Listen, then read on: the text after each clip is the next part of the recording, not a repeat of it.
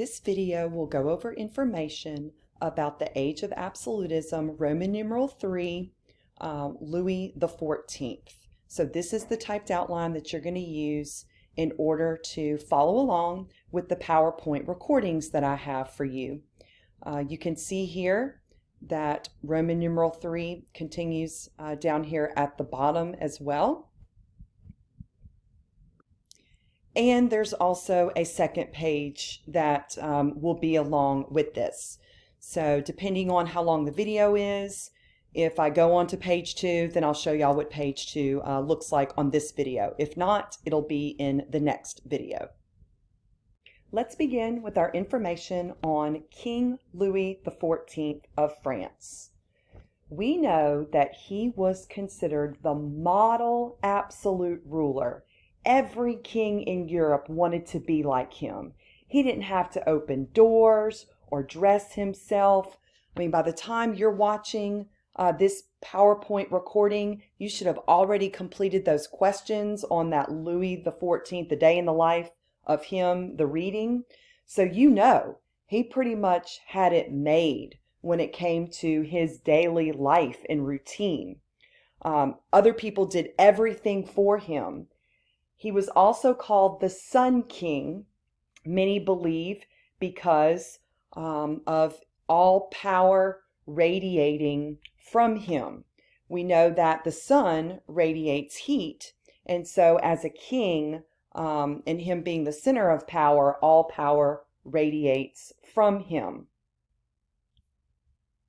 You can add that information about the Sun King right under your number 1 on your typed outline, where I gave you a little bit of room. Okay?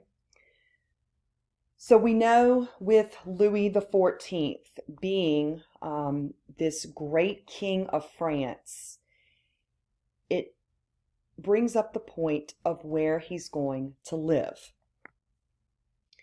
For a number of years, the French kings lived in the home known as the Louvre. So you can see this is on your little A underneath number 1. So the Louvre is the home for French kings for a number of years. Now, Louis lived there for a little while until Paris, because this is where the Louvre is located, Paris was getting way too crowded with a lot of the common people. And with Louis being a man of royalty, he did not want to be in the presence of that many commoners. So he decided he needed to get out of Paris. Well, it just so happened that his father, and you remember his father was Louis XIII, had a hunting lodge in the town of Versailles, which is just about 12 miles outside of Paris. And so Louis remembered as a child going to that hunting lodge a lot with his father. So he decided to move there and then realized it's too small for a king. That is when he has big plans to extend the size of this hunting lodge. So basically build on, add on to it. So this massive project to extend the size of Louis XIV's father's hunting lodge took over 50 years to build, or right at 50 years, and it ended up being over 2,000 acres of land that becomes the new home of Louis XIV and future kings after him.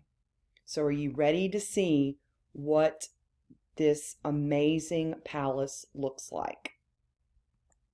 Here it is. This is the Palace of Versailles, of course, named in honor of the town where it was built. This is Louis XIV's home, and just like I mentioned earlier, it is located 12 miles outside of Paris. So for 50 years, men worked on building this amazing palace, and we know that it basically just shows off the king's money and power, because these pictures do not do it justice. You have no idea how massive this place truly is. Now, imagine you waking up every day and just walking into your hallway, let's say to get to your kitchen. Maybe your hallway has just a couple of pictures on the wall, for decoration purposes. Well, Louis XIV, when he wakes up and steps out into his hallway, this is what he sees. A beautiful hallway full of chandeliers hanging from the ceiling and mirrors on one side and windows on the direct opposite side of those mirrors. This is the famous Hall of Mirrors inside the Palace of Versailles. So it's right off the king's bedroom. The actual ceiling in the hall, the ceiling of the Hall of Mirrors was painted by this man, Charles Le Brun. So you know that he was very good for the king to hire him and have these paintings done. But y'all, again, this picture doesn't do justice. Many years ago, I visited the palace and they give you a tour, and it is just unbelievable. And walking into this room, and if you're there during the right moment when the sun is shining, right on those crystal chandeliers, you'll see all these prisms of rainbows everywhere. It's just unbelievable. Also, I'm not going to spoil it, but something very historical takes place in this Hall of Mirrors later in history. So you'll hear about that later down the road. Now, it's one thing to see the inside of this palace, but it's a whole different experience when you take a tour of the gardens. Here's an image of the gardens of the Palace of Versailles, and the lead architect / landscape designer for these beautiful gardens is André Lenotre, and you see he's pictured here. So again, this is in itself a tour that you can take, and if you plan on going, you need a lot of time because especially if you want to see both the inside of the palace as well as the gardens. They don't have like a little transportation method for you to get around. You have to walk everywhere. So make sure you have your good walking shoes as well. So make no mistake, Louis XIV is living a very comfortable lifestyle. He is not doing without things. Now, how did he become king in the first place? If you look at your number 2, that's going to give you the information that we need to know. He became king at the very young age of 4. So when Louis XIII died, his son, Louis, who will be given the title Louis XIV, was only 4 years old. Well, remember, Louis XIII was just 10 when Henry IV died, his dad. So just like we talked before, when you have a young boy get thrown into the position of king, they are going to be assigned to a regency. And just like his dad, his mom will serve as his regent for a little while, and then that job will be taken over by this man, Cardinal Mazarin. Just like Louis XIII had a cardinal, that was Richelieu, his dad, Louis XIV, will have a cardinal, and that man is Mazarin. Because remember, we're still talking about very Catholic France at this time. So Cardinal Mazarin is Louis XIV's regent. So make sure you've got that written down. Now, do y'all remember when we were going over Louis XIII's information, do you remember who Richelieu was keeping a very close eye on because he knew that this group was very strong and could easily threaten the king's rule? It was the nobles. And remember, he had limited their power. Well, now Richelieu and Louis XIII are gone, and you have a very young king taking over. You think that those nobles are going to take advantage of the situation? You better believe it. They want to, of course, take power. And so you can see here on the slide, and this is number 3, there is a rebellion staged by French nobles. The rebellion is called the Fronde, and this will be a clear threat to Louis XIV's rule. Now, they're not trying to hurt the king.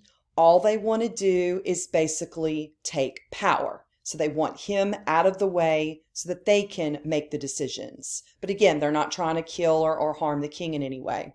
Well, Mazarin is still concerned for the king's safety. So he and Louis XIV will flee Paris for safety reasons until things are calmed down. In the meantime, this Fronde rebellion by the nobles ends up being a complete failure. They're not all in agreement with what's going on, and so it's a big disaster for them. Okay, so we know big picture here is that the Fronde failed. However, there are some repercussions. Louis XIV was left with emotional scars by this noble rebellion, and he will no longer trust the nobility. In fact, there's going to be a plan in place so that Louis XIV can keep a very close eye on the nobles. Now, let me back up and say this. When the rebellion took place, Louis was probably closer to the age of 10. So he was definitely old enough to know what was going on. And so again, this left him with some emotional scars, as it would for any young growing boy. So what Louis XIV is going to do to keep a close eye on them, and this isn't on the PowerPoint, so you're going to need to write this down. He insisted that the nobles spend part of the year living at the Palace of Versailles. So let me repeat that so you can write it down. The nobles had to spend part of the year living at the Palace of Versailles. Next, I want you to also write down under your little b that while they were there, nobles took part in games and petty rituals. So while they were at the Palace of Versailles, they took part in games and petty rituals. So what Louis XIV is doing is keeping them occupied, making sure they are way too busy to worry about plotting against him and trying to overthrow him as the king, which is very smart. Again, y'all have heard the saying, keep your friends close by, but keep your enemies even closer. That's what Louis XIV is doing. He no longer trusts the nobles, and so this is his way to keep a close eye on them. And yeah, their whole life got uprooted. Many of them lived in Paris. So for at least 6 months out of the year, they had to leave their families and come and live at the palace. And again, Louis kept them very busy. They would see plays. They would participate in, like I said, games, all kinds of things that you can imagine that would take place at a beautiful king's palace. To wrap up information on Mazarin, we know that when Louis XIV was just 20 years old, Mazarin died, and Louis had a decision to make. Should he appoint another regent? Well, by 20, he was very much in control and knew what to do as a king. So he decided not to appoint a new chief minister. So he will now rule completely on his own. And it says here, he ruled until he was 76 years old. Okay, so he's definitely going to outlive a lot of his own children. Okay, under little a on number 4, it says that Louis demanded all Frenchmen follow Catholicism. So he's going to make this rule that says one king, one law, one faith. So he's the one king. Whatever law he puts in place, you're going to follow. And then there's this one faith. Everybody's got to be Catholic, no matter what. So knowing that, he canceled the Edict of Nantes that his grandfather had in place all those years ago. Remember, that gave the Huguenots freedom of religion. Well, Huguenots left France as a result of this because they could no longer practice their Protestant faith freely. I'm stopping this video to finish up this last little part on the next video. So 2 minutes left.